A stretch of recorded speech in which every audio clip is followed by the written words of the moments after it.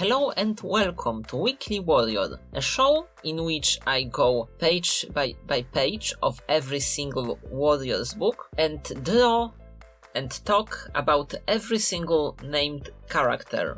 Today, since this is the very first episode, I will discuss the first cat to be named in Into the Wild, which is the very first book of the series, and this cat is Oakheart. Yes, in spite the fact that Tiger Claw is the first cat to appear in the prologue to the story, we learn his name after we already learn Oakheart. Because as the scenes goes, Tiger Claw and Oakheart are fighting and Oakheart is pinned down to the ground and Tiger Claw is like, blah blah blah, what are you doing here, Oakheart? And that's how we learn the very first name of very first character. In terms of looks, Oakheart is described as reddish-brown, but in the allegiances, the first and the only scene we see him alive in Into the Wild, spoilers I guess, so the scene describes him as bracken-colored, which I guess means that his fur was in the color of dead ferns. And so, as you later see, I used a shade of brown that I picked from a photo showing dragons.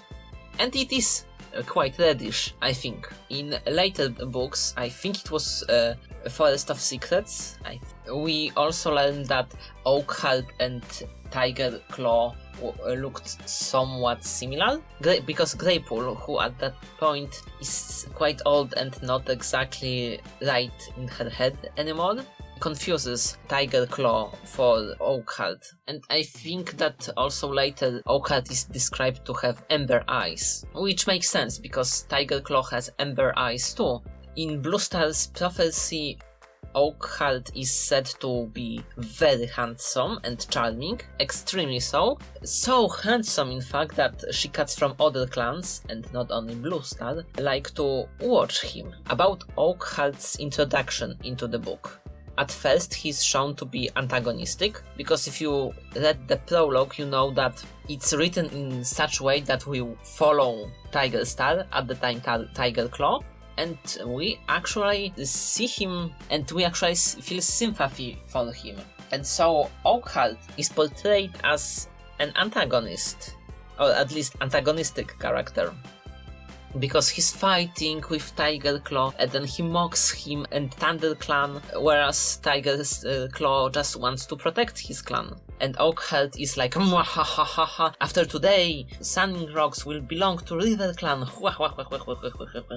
and then he twirls his mustache. So yeah, after we first meet Oakheart, we don't like him very much because he's written in the ways that we would see him as the aggressor, the bad guy. And that's why when Tiger Claw says that, oh, it's Oakheart who killed Redtail, it's natural that we will believe that it is possible because we saw that Oakheart guy, he was mean. Then of course he would do something as mean. And when Tiger Claw continues and says that, oh, but I killed Oakheart as a punishment for his treachery, we are like, yay! We didn't like that guy! We are glad that happened! But when the books go on, we learn more and more about Oakheart, and we see him from perspective of very different cats. Especially we see how Mistyfoot and Stonefur saw him, and we learn that he seems to be a pretty nice guy. His entire clan, RiverClan, admired him.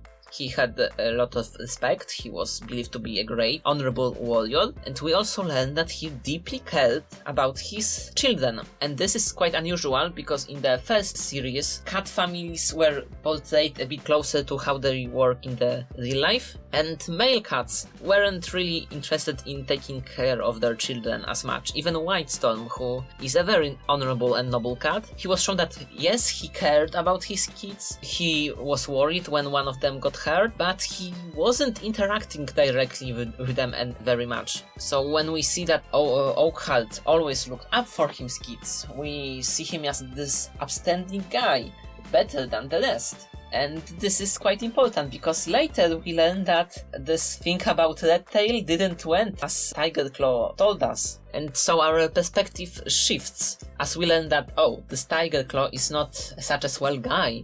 This Oakheart was quite nice. what more do we know about Oakheart? Well, we know that he deeply cared about the heritage of his children, even though Mistyfoot and Stonefur never knew. As long as Oakheart lived, they were half ThunderClan, because when ThunderClan cats attacked Stonefur, Oakheart runs in between them and is like, no ThunderClan cat will hurt this kid of mine. And he knew that the ThunderClan blood is in his kids' veins, and he didn't want them to fight what is their kin. Oh, and of course, Oakheart and Bluestar had this thing for one another, but it wasn't a very long relationship. They were clearly both deeply attracted to one another, but they knew that they cannot be together, so it was more of one night thing that resulted in children. And to Oakheart credit, he reacted very responsibly when Bluestar dropped the news on him. He was like, oh, you're pregnant? Then how about coming to RiverClan and living with me so we can be a family? And then Bluestar is, no, I could never leave ThunderClan. Then Oakheart is like,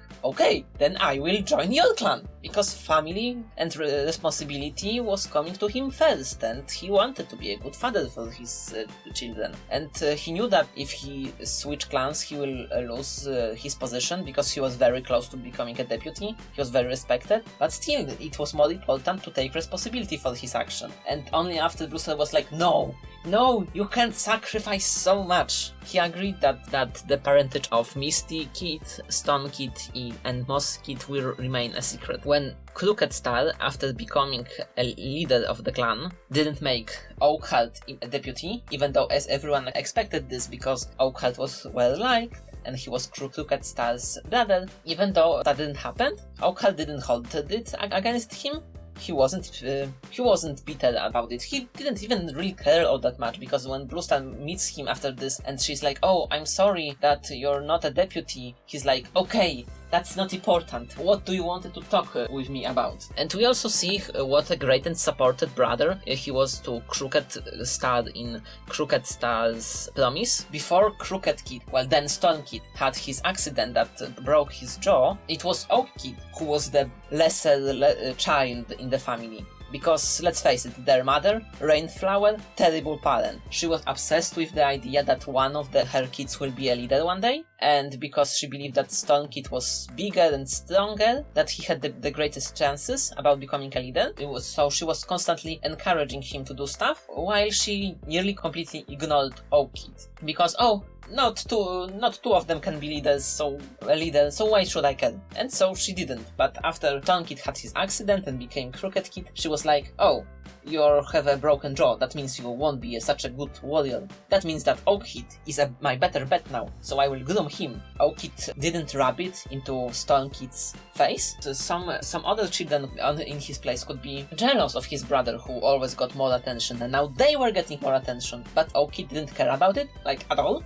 Instead, he was really supportive to his brother, and was one of the few cats who didn't give up on Stone Kid when he became Crooked Kid, and tried to make him feel better. And later, when both cats are adults, Oakheart, he supported his brother as much as he could, especially after Crookedstar's mate and most of his children died. Only one child, Silver Kid, later Silverstream, remaining alive. Crookedstar went, well, a little bit mad with grief. He was avoiding his only surviving child because he was afraid that he will bring something bad on her just by being close to her. And Oakheart is the one who talks sense into him and is like, stop acting crazy, go see your daughter. He continued doing this, and even though Crookedstar was so mad at the time that he nearly performed a killing bite on Oakheart, he nearly killed his own brother.